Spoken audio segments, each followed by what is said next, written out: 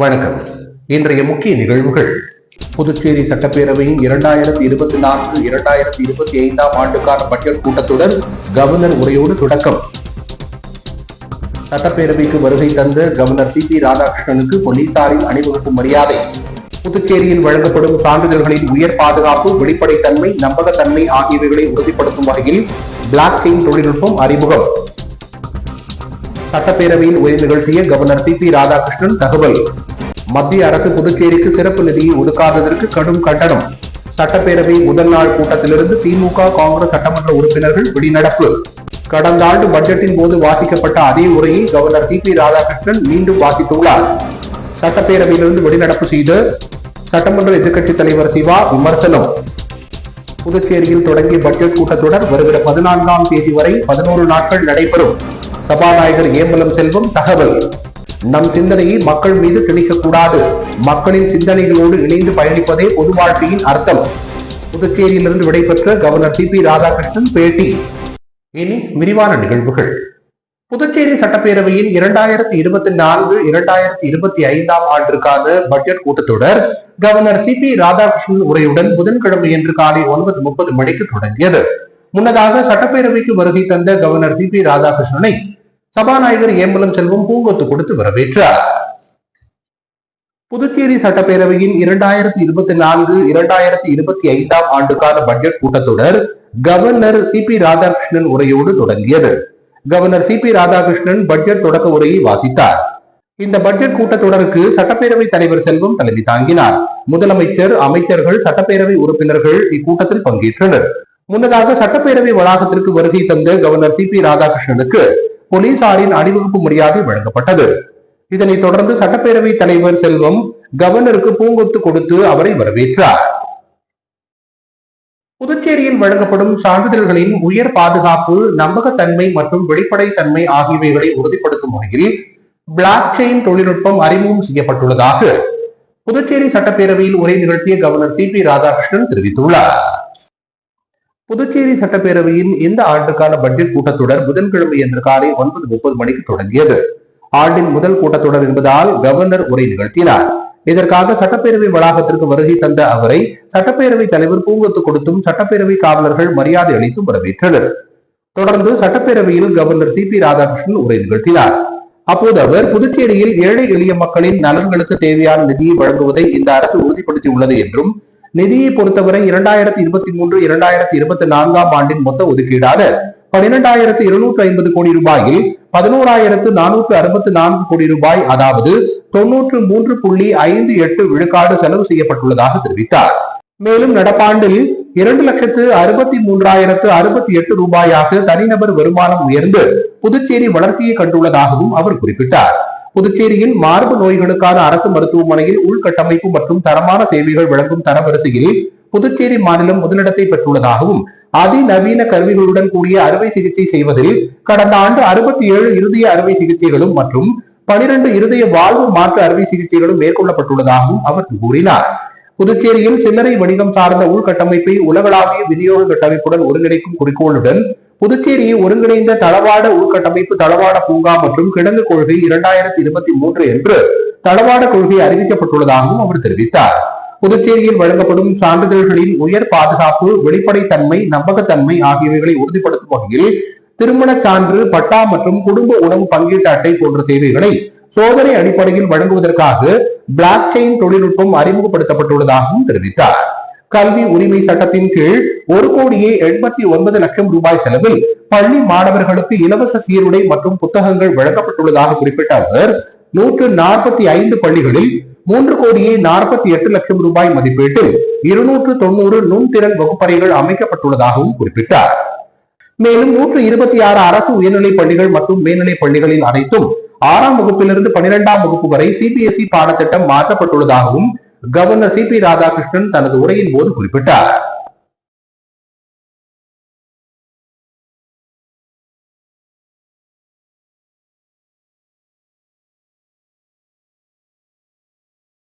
புதுச்சேரிக்கு சிறப்பு நிதியை ஒதுக்காத மத்திய அரசுக்கு கண்டனம் தெரிவித்து புதுச்சேரி சட்டப்பேரவையின் முதல் நாள் கூட்டத்திலிருந்து திமுக மற்றும் காங்கிரஸ் சட்டமன்ற உறுப்பினர்கள் வெளிநடப்பு செய்தனர். புதுச்சேரி சட்டப்பேரவையின் பட்ஜெட் கூட்டத்தொடர் புதன்கிழமை இன்று காலை 9:30 மணிக்கு தொடங்கியது. இந்த ஆண்டின் முதல் கூட்டத்தொடர் என்பதால் கவர்னர் உரை நிகழ்த்தினார். இதற்காக சட்டப்பேரவை வளாகத்திற்கு வருகை தந்த கவர்னர் சி.பி. ராதாகிருஷ்ணனை சட்டப்பேரவைத் தலைவர் செல்வம் பூங்கொத்து கொடுத்தும் சட்டப்பேரவை காவலர்கள் மரியாதை அளித்தும் வரவேற்றனர். அதனைத் தொடர்ந்து சட்டப்பேரவையில் கவர்னர் சி.பி. ராதாகிருஷ்ணன் உரையாற்ற தொடங்கினார். அப்போது மக்கள் நலன் சார்ந்த திட்டங்கள் குறித்து விவாதிக்க வேண்டும் என சட்டமன்ற எதிர்க்கட்சித் தலைவர் சிவா தலைமையில் திமுக மற்றும் காங்கிரஸ் உறுப்பினர்கள் எழுந்து நின்று பேசினர். அப்பொழுது குறிப்பிட்ட கவர்னர் சி.பி. ராதாகிருஷ்ணன் தான் உரை நிகழ்த்திய பிறகு உறுப்பினர்கள் தங்களின் கருத்தை தெரிவிக்கலாம் என்று தெரிவித்தார்.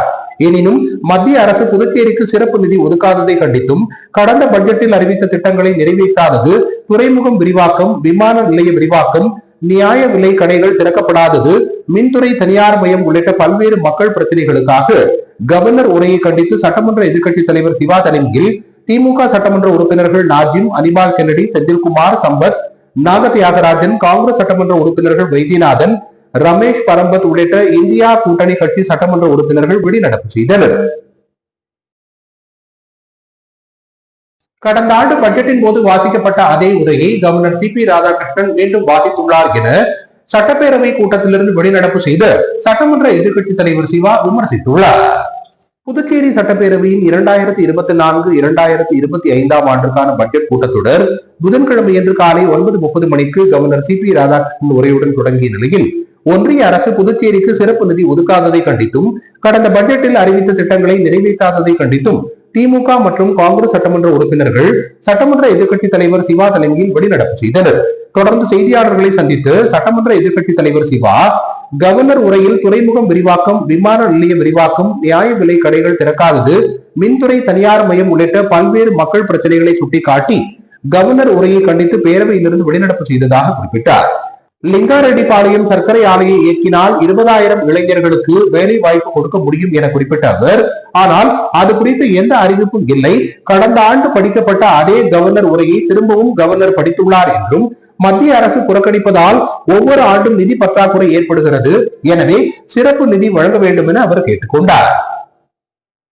நம்முடைய ஒன்றிய அரசினுடைய நிதி பங்கீட்டில் மிகப்பெரிய மாநிலங்களெல்லாம் அவர்களுக்கு வாக்களிக்கவில்லை என்ற காரணத்தினால் இன்று அவர்களுக்கு நிதி தரவில்லை. ஆனால் புதுச்சேரியில் இரட்டை இன்ஜின் பூட்டி அவங்க வண்டி தான் இங்கே ஓடுது, அவங்களுடைய ஆட்சி தான் இங்கே நடக்குது. புதுச்சேரியில் நீண்ட நாள் பிரச்சனையாக இருக்கக்கூடிய விமான நிலைய விரிவாக்கம், ரயில்வே சென்னையிலிருந்து மகாபலிபுரம் வழியாக புதுச்சேரி மார்க்கமாக கடலூர் செல்லக்கூடிய இந்த ரயில்வே மார்க்கம், திண்டிவனம் புதுச்சேரி ரயில்வே, அதோடு துறைமுகத்துக்கு கப்பல் துறைமுகத்து வரைக்கும் வராத அளவுக்கு குந்து போயிருக்கிறது. அது ட்ரெஜரை வச்சு செலவு பண்ணுறது சொல்லியிருந்தாங்க. அதே போல் லிங்காரெட்டிப்பாளையம் சுகர் மில்லு, இது போன்று புதுச்சேரியினுடைய அடிப்படை விஷயங்கள், பாண்டிச்சேரியினுடைய மாநில அந்தஸ்து, பாண்டிச்சேரி மக்கள் நீண்ட நாளமாக கடன்பட்டு அசல் அடைக்க முடியாமல் வட்டியே கட்டி கொண்டு புதுச்சேரி வளர்ச்சி இல்லாமல் போயிருக்கிறது. புதுச்சேரியினுடைய தொழில் வளர்ச்சி சுத்தமாக குன்று போயிருக்குது. இதுக்கெல்லாம் ஒரு நிதி ஆதாரத்தை மத்திய அரசுலேருந்து வாங்கி வருவான்னு பார்த்தோம். ஏன்னா அவங்க தேர்தல் அறிக்கையில் அதை வேகமாக சொன்னாங்க. மற்ற மாநிலங்களை கேட்குற மாதிரி 5,000, 10,000, 20,000, 30,000 கோடிலாம் இல்லை. பாண்டிச்சேரிக்கு மொத்தமே ஒரு 1,000 கோடி ரூபாய் இந்த ஆண்டு கூடுதலாக கொடுத்துருந்தாங்கன்னா, சிறப்பு நிதியாக கொடுத்துருந்தாங்கன்னா 442 கோடி ரூபா இன்றைக்கி விமான நிலைய விரிவாக்கத்திற்கும், 142 கோடி ரூபா ரயில்வே இனிஷியல் பேமெண்ட்டு. ஒரே இந்த வருஷமே மொத்த பணம் கொடுக்க போகிறதில்ல. பூர்வாங்க வேலைக்குன்னு சொன்னால் 142 கோடியும், கடலில் துறைமுகத்தை தூர்வாரத்துக்கு 24 கோடியும், அதே போல் இன்றைக்கி ஸ்மார்ட் சிட்டிக்கு ஒரு 400 கோடி ரூபாயும் இந்த பணத்தெல்லாம் கொடுத்துருந்தாங்கன்னா மிகப்பெரிய அளவில் பாண்டிச்சேரி லிங்காரெட்டிப்பாளையம் சுகர் மில்லில் ஒரு 75 கோடி இருந்தால் நீ ஓட்டலாம். ஒரு 1000 கோடியில் புதுச்சேரியில் ஒரு 20,000 பேருக்கு வேலை கொடுக்கக்கூடிய ஒரு வாய்ப்பும், புதுச்சேரி மீண்டும் எழுந்து நிற்கக்கூடிய ஒரு சூழ்நிலையும் இருந்தது. இதை இங்கே இருக்கவங்களாம் தொடர்ந்து டெல்லிக்கு போனாங்க, இங்கே இருக்க சட்டமன்ற உறுப்பினரோட போனாங்க. புதுச்சேரியுடைய வளர்ச்சிக்கோசம் குரல் கொடுத்தனால இருக்கும். 3 கவர்னர்கள் பார்த்துருச்சு. இப்போ இந்த 3 வருஷத்தில் நிறைய சொன்னாங்க, நிறைய செய்கிறதா சொன்னாங்க. ஆனால் எதுவுமே நடைபெறல. போன வருஷம் படித்த அதே கவர்னரை திருப்பி இந்த வருஷம் படிச்சுட்டு போயிருக்காங்க. சொன்னது எதுவுமே செய்யலை, செய்யாதெல்லாம் சொல்லிட்டு வராங்க. இதெல்லாம் கண்டித்து நாங்கள் வெளிநடை பண்ணியிருக்கின்றோம். இன்னும் பட்ஜெட் எப்படி இருக்குன்னா இதே அளவு தான் இருக்கும். ஏன்னா 2 மாதத்துக்கு முன்னாடி என்ன சைஸ் பட்ஜெட்டை சொன்னாலும் அதே 3,400 கோடி மட்டும்தான் எக்ஸ்ட்ரா கொடுத்துருப்பாங்க. அதில் போனாண்டு அவங்களுக்கு பணம் 720 கோடி ரூபா ஆண்டு கொடுத்த பணத்தில் வந்து அவங்களுக்கு வந்து பற்றாக்குறை இருக்குது. இந்த சூழ்நிலையில் வந்து இன்றைக்கி புதுச்சேரியில் வந்து எந்த ஒரு சிறப்பு நிதி இல்லாமல் இந்த பட்ஜெட்டை போடுறாங்க. நீர்ப்பாசனத்திற்கோ விவசாயத்திற்கோ கால்நடைக்கோ இந்தியாவில் மற்ற மாநிலங்களில் கொடுக்குற மாதிரி இந்த புதுச்சேரி எதுவும் தரலை. குறிப்பாக என்ஹெச்சி கொடுக்க வேண்டிய பணம் தரலை. இன்றைக்கி வந்து ஸ்மார்ட் சிட்டி திட்டம் முழுக்க இந்தியா முழுக்க அத்தனை மாநிலங்கள்லேயும் அத்தனை டிஸ்ட்ரிக்ட் ஹெட் குவார்ட்டர்லேயும் மிக சிறப்பாக நடைபெற்று முடிஞ்சு இருக்கிற அந்த ஸ்மார்ட் சிட்டி திட்டம் முழுமையாக புதுச்சேரியில் வந்து இன்றைக்கி வந்து ஃபெயிலியர் ஆகியிருக்குது. இவற்றையெல்லாம் கண்டிஷனாக வெளியிட பண்ணியிருக்கின்றோம். இந்த மத்திய அரசு இந்த சின்னஞ்சிறு மாநிலமான புதுச்சேரிக்கு ஓர வஞ்சனை செய்யாமல் இந்த நிதிகளை கொடுத்து உதவ வேண்டும் என்று கேட்டு நாங்கள் வெளியிட. புதுச்சேரியில் புதன்கிழமையன்று காலை கூடிய சட்டப்பேரவை பட்ஜெட் கூட்டத்தொடர் வருகிற ஆகஸ்ட் மாதம் 14ஆம் தேதி, அதாவது 11 நாட்கள் நடைபெறும் என சபாநாயகர் செல்வம் தெரிவித்துள்ளார். புதுச்சேரி பட்ஜெட் கூட்டத்தொடர் புதன்கிழமையன்று காலை 9:30 மணிக்கு தொடங்கி கவர்னர் உரையுடன் நிறைவடைந்தது. இந்நிலையில் சபாநாயகர் செல்வம் செய்தியாளர்களை சந்தித்தார். அப்போது அவர் வியாழக்கிழமையன்று ஆகஸ்ட் மாதம் 1ஆம் தேதி கவர்னர் உரை மீதான விவாதம் மற்றும் 2ஆம் தேதி காலை 9:30 மணிக்கு பட்ஜெட்டை முதலமைச்சர் ரங்கசாமி தாக்கல் செய்வார் என்று தெரிவித்தார். மேலும் 5 மற்றும் 6ஆம் தேதிகளில் பட்ஜெட் மீதான விவாதம், 7, 8 மற்றும் 9ஆம் தேதிகளில் துறைகள் மீது உறுப்பினர்கள் பேசுவார்கள் என்று குறிப்பிட்ட சபாநாயகர் செல்வம் 12ஆம் தேதி மற்றும் 13ஆம் தேதி முதலமைச்சர் மற்றும் அமைச்சர்கள் பதிலளிப்பதாகவும் 14ஆம் தேதி தனிநபர் தீர்மானம் அன்றுடன் கூட்டத்தொடர் நிறைவு பெறும் என்றார். இந்த ஆண்டிற்கான நிதிநிலை அறிக்கை நிறைவு பெறுகிறது. பாராளுமன்ற தேர்தலுக்கு பிறகு நடைபெறுகின்ற பட்ஜெட் கூட்டம் என்பதால் அதற்கான ஏற்கனவே 6 மாதத்திற்கான நிதிநிலை அறிக்கை சென்ற மார்ச் மாதமே சமர்ப்பிக்கப்பட்டுவிட்டது. இருக்கின்ற 6 மாதத்திற்கான நிதிநிலை அறிக்கை சட்டமன்ற உறுப்பினர் மற்றும் முதலமைச்சர் உள்ளிட்ட அலுவலக ஆய்வுக்குழு உறுப்பினருக்கு கேட்டது கொண்டதன் அடிப்படையில் கவர்னர் உரையுடன் சேர்த்து 11 நாட்கள் இந்த சட்டப்பேரவை நிகழ்வுகள் நடைபெறுகிறது. இப்பொழுதுதான் தலைமைச் செயலரே அந்த உத்தரவை பிறப்பிச்சிருக்காரு. நான் அனைத்த நோட்டீஸ் அடிப்படையில் இங்கே வந்து குறிப்பாக நினைச்சோம். அதன் அடிப்படையில் அத்தனை துறை செயலர்களுக்கும் துறை தலைவர்களுக்கும் இயக்குநர்களுக்கும் உத்தரவு பிறப்பிச்சிருக்காங்க. அது போன்ற தவறுகள் இனிமேல் நடக்காத நடைபெறும். நான் ஏற்கனவே சொல்லியிருக்கேன். கடந்த 2 முறை இந்த தலைமைச் செயலருக்கு பிறகு வந்த தலைமைச் செயலர், இப்போது இருக்கின்ற தலைமைச் செயலர் அரசுக்கும் அரசாங்கத்திற்கும் சட்டப்பேரவைக்கும் நல்ல இணக்கமான முறையில் செயல்படுகின்ற காரணத்தினால் அரசினுடைய நிகழ்வுகளும் அத்தனையும் மாநிலத்துடைய முன்னேற்றத்திற்கு உறுதுணையாக இருப்பதற்கான வாய்ப்பை ஏற்படுத்தியிருக்கிறார். புதுச்சேரி காவல்துறைக்கான காவல்துறை செயல்முறை கையேடு அடங்கிய புத்தகம் மற்றும் புதுச்சேரி காவல்துறைக்கான பாடலை முதலமைச்சர் ரங்கசாமி மற்றும் உள்துறை அமைச்சர் நமச்சிவாயம் ஆகியோர் வெளியிட்டனர். புதுச்சேரி காவல்துறைக்கான காவல்துறையின் செயல்முறை கையேடு அடங்கிய புத்தகம் மற்றும் புதுச்சேரி காவல்துறைக்கான பாடல் வெளியீட்டு விழா தனியார் மஹாலில் நடைபெற்றது. இந்நிகழ்ச்சியில் முதலமைச்சர் ரங்கசாமி மற்றும் உள்துறை அமைச்சர் நமச்சிவாயம் ஆகியோர் கலந்து கொண்டு நிகழ்ச்சியை குத்துவிளக்கேற்றி துவக்கி வைத்தனர். தொடர்ந்து காவல்துறையின் கையேடு புத்தகத்தை அவர்கள் வெளியிட்டனர்.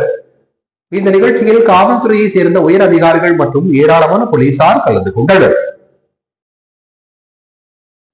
பிறந்தநாள் கொண்டாடிய முத்தியால்பேட்டை தொகுதியின் காங்கிரஸ் கட்சியின் பொறுப்பாளர் ஈரம் ராஜேந்திரனுக்கு முன்னாள் முதலமைச்சர் நாராயணசாமி, வைத்திலிங்கம் எம்பி உள்ளிட்ட ஏராளமான காங்கிரஸ் கட்சியினர் பிறந்தநாள் வாழ்த்துக்களை தெரிவித்தனர். இதனைத் தொடர்ந்து தொகுதி மக்கள் அனைவருக்கும், ஏழை எளிய மக்களுக்கும் ஏராளமான நலத்திட்ட உதவிகளை ஈரம் ராஜேந்திரன் வழங்கினார். புதுச்சேரி மாநில முத்தியால்பேட்டை தொகுதி காங்கிரஸ் பொறுப்பாளர் ஈரம் ராஜேந்திரன் தனது பிறந்த நாளை முத்தியால்பேட்டையில் உள்ள ஒரு தனியார் திருமண மண்டபத்தில் தனது குடும்பத்தினர் மற்றும் தொண்டர்கள் மத்தியில் கேக் வெட்டி வெகு விமர்சையாக கொண்டாடினார். பிறந்த நாள் கொண்டாடிய ஈரம் ராஜேந்திரனுக்கு முன்னாள் முதலமைச்சர் நாராயணசாமி, வைத்திலிங்கம் எம்பி, சட்டமன்ற உறுப்பினர் நேரு, முன்னாள் காங்கிரஸ் தலைவர் ஏவி சுப்பிரமணியம், முன்னாள் அமைச்சர் கந்தசாமி, முன்னாள் சட்டமன்ற உறுப்பினர் அனந்தராமன், காங்கிரஸ் துணைத் தலைவர் தேவதாஸ், இளைஞர் காங்கிரஸ் தலைவர் ஆனந்த பாபு, நடராஜன் உள்ளிட்ட காங்கிரஸ் கட்சி நிர்வாகிகள், பிரமுகர்கள், தொழிலதிபர்கள் உள்ளிட்டோர் மற்றும் ஏராளமான தொகுதி மக்கள் சால்வை அணிவித்தும் பூங்கொத்துக்கள் கொடுத்தும் வாழ்த்துக்களை தெரிவித்தனர். இந்நிகழ்ச்சியில் முத்தியால்பேட்டை தொகுதி ஏழை எளிய பயனாளிகளுக்கு 10 தட்டு வண்டிகள், 20 தையல் இயந்திரங்கள், 2 பேருக்கு 2 சக்கர வாகனம் மற்றும் சுமார் 2000 பேருக்கு புடவை மற்றும் 1500 குடும்பங்களுக்கு நலத்திட்ட உதவி அட்டை போன்ற நலத்திட்ட உதவிகளை அவர் வழங்கினார். அதனைத் தொடர்ந்து முத்தியால்பேட்டை தொகுதி காங்கிரஸ் கட்சி அலுவலகம் திறக்கப்பட்டது. ஈரம் ராஜேந்திரனின் ஆதரவாளர்கள் தொகுதி முழுவதும் பட்டாசு வெடித்தும் அன்னதானம் வழங்கியும் ஈரம் ராஜேந்திரனின் பிறந்த நாளை விமர்சையாக கொண்டாடினர். நம் சிந்தனையை மக்கள் மீது திணிக்கக்கூடாது, மக்களின் சிந்தனைகளோடு இணைந்து பயணிப்பதே பொது வாழ்க்கையின் அர்த்தம் என புதுச்சேரி மாநிலத்திலிருந்து விடைபெற்று கவர்னர் சி பி ராதாகிருஷ்ணன் தெரிவித்துள்ளார். புதுச்சேரி மாநில பொறுப்பு கவர்னராக பதவி வகித்த கவர்னர் தமிழிசை சவுந்தரராஜன் பாராளுமன்ற தேர்தலில் போட்டியிடுவதற்காக தனது பதவியை ராஜினாமா செய்தார். இதனால் ஜார்க்கண்ட் மாநில கவர்னராக இருந்த சி பி ராதாகிருஷ்ணன் புதுச்சேரி மாநில பொறுப்பு கவர்னராக நியமனம் செய்யப்பட்டார். இந்த நிலையில் சி பி ராதாகிருஷ்ணன் மகாராஷ்டிரா மாநில கவர்னராக நியமனம் செய்யப்பட்டுள்ளார். புதுச்சேரியின் புதிய கவர்னராக கே கைலாசநாதன் நியமனம் செய்யப்பட்டுள்ளார். இவர் வருகிற 6ஆம் தேதி புதுச்சேரிக்கு வந்து பதவியேற்க உள்ளார். இந்நிலையில் புதுச்சேரி சட்டப்பேரவையின் ஆண்டின் முதல் கூட்டம் என்பதால் கவர்னர் சி பி ராதாகிருஷ்ணன் சட்டசபையில் உரை நிகழ்த்தினார். அதனைத் தொடர்ந்து கவர்னர் மாளிகை அதிகாரிகள் மற்றும் ஊழியர்களிடம் வாழ்த்து தெரிவித்து அவர் புதுச்சேரியிலிருந்து விடைபெற்றார். கவர்னர் மாளிகை வாசலில் அவருக்கு போலீசார் அணிவகுப்பு மரியாதை அளித்தனர்.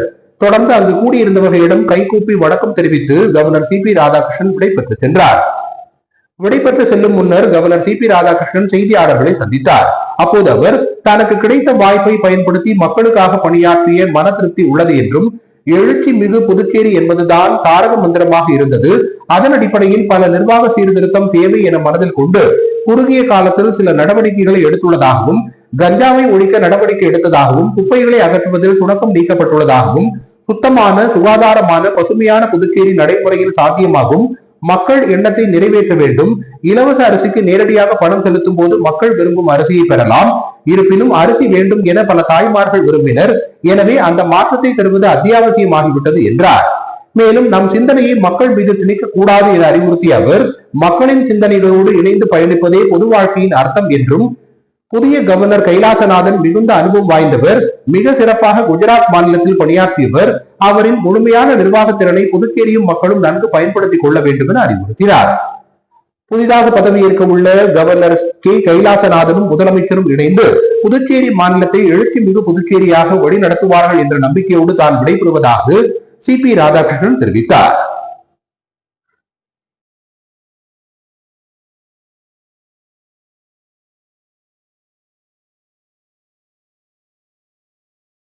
புதுச்சேரி மற்றும் உழவர்கரை நகராட்சிகளில் திடக்கழிவு மேலாண்மை பணிகளை மேற்கொண்டு வரும் கிரீன் வாரியார் நிறுவனத்தின் தூய்மை பணியாளர்களுக்கு நடத்தப்பட்ட இலவச மருத்துவ முகாமில் 200க்கும் மேற்பட்ட பணியாளர்கள் கலந்து கொண்டு பயனடைந்தனர்.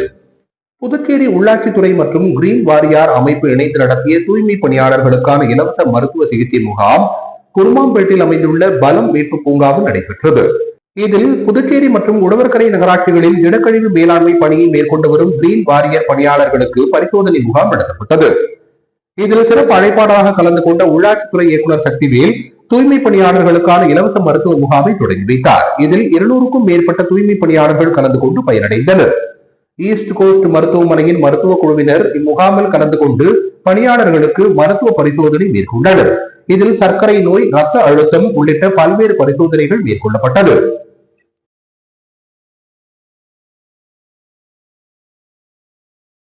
ஐஎன்டியூசியின் மாநில தலைவர் ஜி.ஆர். பாலாஜியின் பிறந்த நாளை ஒட்டி கடற்கரை சிறு வியாபாரிகள் சங்கம் சார்பில் அன்னதானம் மற்றும் நலத்திட்ட உதவிகள் ஏழை எளிய மக்களுக்கு வழங்கப்பட்டது.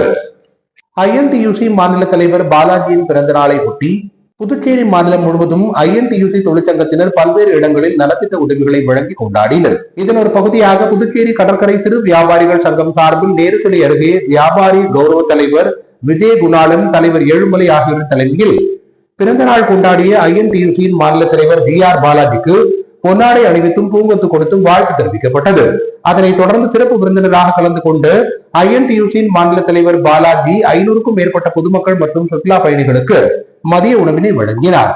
தொடர்ந்து இந்நிகழ்ச்சியில் துணைத் தலைவர்கள் பிரசாந்த் குமார், ராகவன், செயலாளர் முருகன், பொருளாளர் நூர் முகமது, துணை செயலாளர் மச்சகாந்தி, அருண்குமார் மற்றும் சங்கத்தின் நிர்வாகிகள் பலர் கலந்து கொண்டு பிறந்த நாள் கொண்டாடிய ஜி.ஆர். பாலாஜிக்கு வாழ்த்துக்களை தெரிவித்தனர்.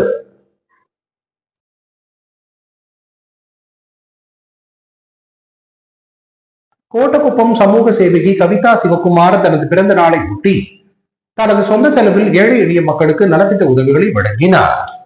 கோட்டக்குப்பம் சமூக சேவகி கவிதா சிவகுமாரின் பிறந்த நாளை முன்னிட்டு அவர் தனது சொந்த செலவில் ஏழை எளிய மக்களுக்கு நலத்திட்ட உதவிகள் மற்றும் விருது வழங்கும் விழாவை நடத்தினார். இப்பிறந்த நாள் விழாவில் சிறப்பு அழைப்பாளராக நகர்மன்ற தலைவர் எஸ்.எஸ். ஜெயமூர்த்தி, காங்கிரஸ் கட்சியின் சட்டமன்ற தலைவர் வைத்தியநாதன் ஆகியோர் கலந்து கொண்டு பிறந்த நாள் கொண்டாடிய சமூக சேவகி கவிதா சிவகுமாருக்கு பொன்னாடை போர்த்தி பிறந்த நாள் வாழ்த்துக்களை தெரிவித்தனர். அதனைத் தொடர்ந்து சட்டமன்ற உறுப்பினர் வைத்தியநாதன் ஏழை எளிய மக்களுக்கு அரிசி மற்றும் மளிகை பொருட்களை வழங்கி நிகழ்ச்சியை தொடங்கி வைத்தார். இப்பிறந்த நாள் விழாவில் 500 பேருக்கு சிக்கன் பிரியாணி வழங்கப்பட்டது. இத்துடன் இன்றைய நிகழ்வுகள் நிறைவடைந்தன. வணக்கம்.